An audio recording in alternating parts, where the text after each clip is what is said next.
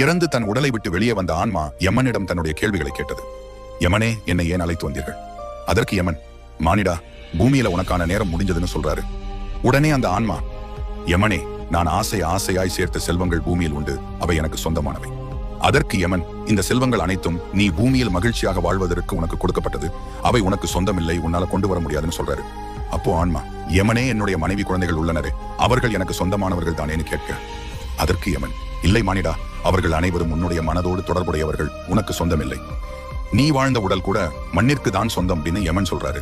அப்போ எனக்கென்று பூமியில் எதுவும் சொந்தம் இல்லையா என்று அந்த ஆன்மா கேட்க, அதற்கு யமன், நீ வாழும் காலத்தில் மற்றவருக்கு செய்த பாவம் மற்றும் புண்ணியம் மட்டுமே உனக்கு சொந்தமானவை. இவை இரண்டை மட்டுமே உன்னால் கொண்டு வர முடியும். மேலும் பாவத்தின் அளவு ஒரு சொம்பில் இருக்கும் தண்ணீரின் அளவை விட ஒரு சொட்டு அதிகமாக இருந்தாலும் அதற்கான தண்டனை அனுபவித்தே ஆக வேண்டும். இதற்கு யாரும் விதி விலக்கல்ல. அதனால வாழும் காலத்தில் நன்மையை மட்டுமே செய்து வாழ வேண்டும் யமன் சொல்லி முடிக்கிறாரு. நீங்க கமெண்ட்ல சொல்லுங்க.